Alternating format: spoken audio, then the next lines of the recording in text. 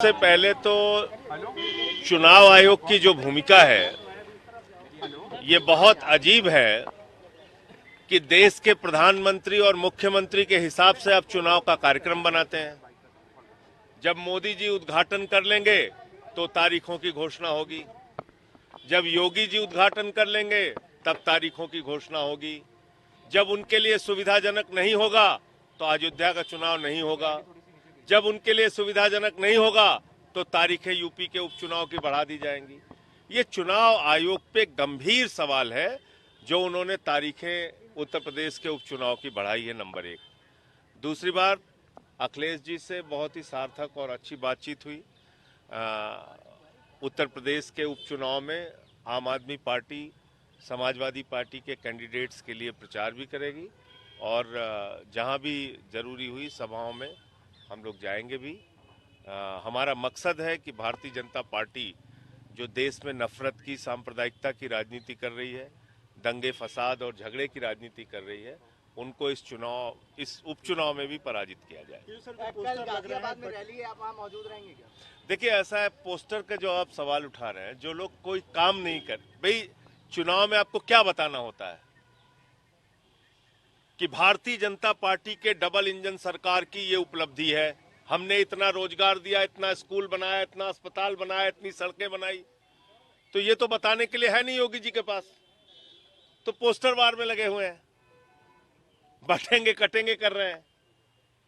आपने तो उत्तर प्रदेश को आज इस हालत में पहुंचा दिया है। थाने में मोहित पांडे की हत्या हुई, थाने में अमन गौतम की हत्या हुई, एक पूर्व फौजी को पीटा जा रहा है रायबरेली के अंदर, 27,000 सरकारी स्कूल आप बंद करने जा रहे हैं, 26,000 सरकारी स्कूल आप बंद कर चुके हैं, ओबीसी आरक्षण को आपने खा लिया, जिसके कारण से नौजवान वो धरने पर बैठा हुआ है, आंदोलन कर रहा है कि हमारा आरक्षण हमको दिया जाए।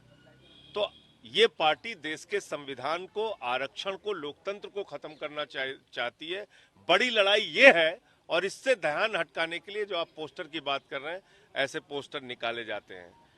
ना इस देश का दलित, पिछड़ा, आदिवासी, अल्पसंख्यक इनके किसी भी नारे में फंसने वाला नहीं है।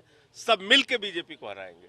जो कह रहे हैं ना बटेंगे, तो दलित, पिछड़ा, आदिवासी, अल्पसंख्यक बिना बटे बीजेपी को हराने का काम करेंगे। पोस्टर में ये सरकार हिंदू जाति में बटेंगे तो बांग्लादेश जैसे कटेंगे, इस तरीके। देखिए, ऐसा है, हिंदू किसको मानते हैं? ये रामनाथ कोविंद जी को हिंदू मानते हैं? देश के राष्ट्रपति थे, क्योंकि वो दलित समाज से आते हैं, इनको मंदिर के शिलान्यास में उनको नहीं बुलाया गया। प्रभु श्री राम के मंदिर के शिलान्यास में श्री रामनाथ कोविंद जी को नहीं बुलाया गया, जो तत्कालीन राष्ट्रपति थे।